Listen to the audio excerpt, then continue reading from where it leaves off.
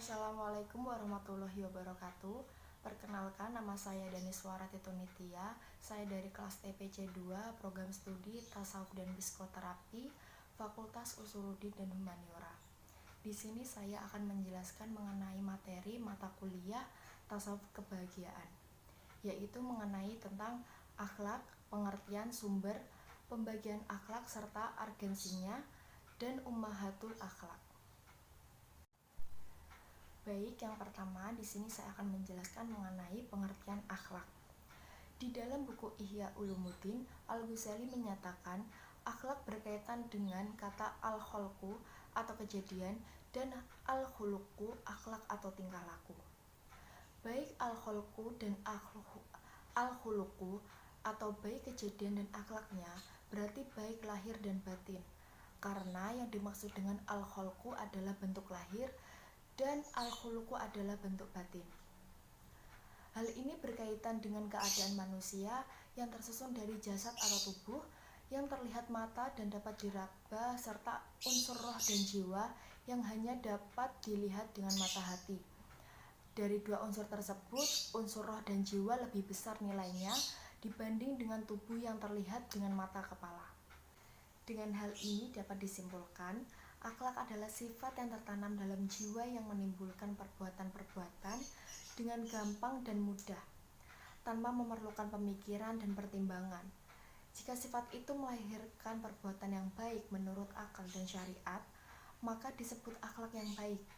Namun sebaliknya, bila lahir darinya perbuatan yang buruk, maka disebut dengan akhlak yang buruk. Mengenai sumber akhlaknya, pandangan Imam Al-Ghazali tentang sumber-sumber akhlak ialah berkaitan dengan pemikirannya tentang ilmu. Sebab menurut beliau, akhlak adalah bagian dari ilmu.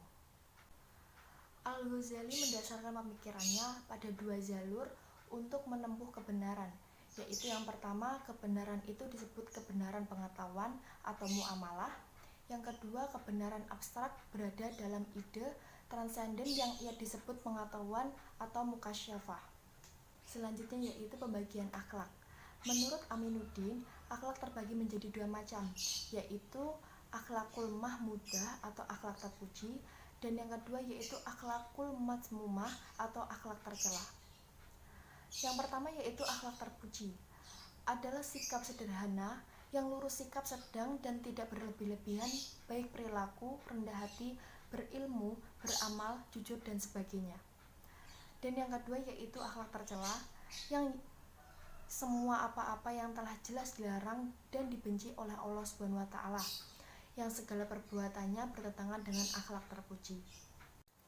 Mengenai argensi akhlak, akhlak baik seharusnya harus dimiliki oleh seorang muslim, karena akhlak baik bukan hanya berkepentingan untuk diri sendiri, namun berkepentingan juga untuk keluarga, saudara, tetangga, bahkan seluruh alam semesta ini. Dari Abu Darda, Nabi Muhammad SAW pernah bersabda, tidak ada sesuatu apapun yang lebih berat timbangannya daripada akhlak baik.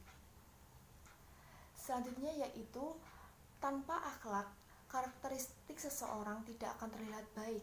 Bahkan setinggi apapun ilmu seseorang tidak memiliki nilai apapun jika tidak dibarengi dengan akhlak mulia. Selanjutnya yaitu ummahatul akhlak. Menurut Imam Al-Ghazali, akhlak yang paling utama atau ummahatul fadail dibagi menjadi 4, yaitu yang pertama al-hikmah atau kebijaksanaan dalam mengendalikan diri seseorang daripada hawa nafsu. Yang kedua yaitu al-adlu atau jiwa yang dapat mencegah kemarahan dan hawa nafsu untuk mencapai hikmah. Yang ketiga yaitu al-saja'ah atau keberanian, yakni teguh hati dalam membela dan mempertahankan kebenaran. Yang terakhir yaitu al-ifah atau kehormatan, yaitu terdidiknya kekuatan emosi dengan didikan akal dan syariat. Kesimpulannya semua dari materi ini yaitu akhlak merupakan tujuan akhir pendidikan Islam. Nabi Muhammad SAW diutus ke muka bumi dengan misi untuk menyempurnakan akhlak yang mulia. Oleh karena itu, kedudukan serta pentingnya akhlak menjadikan kita untuk senantiasa menanamkan akhlak yang baik serta terpuji, entah untuk diri sendiri, anak-anak usia dini, remaja, bahkan orang dewasa.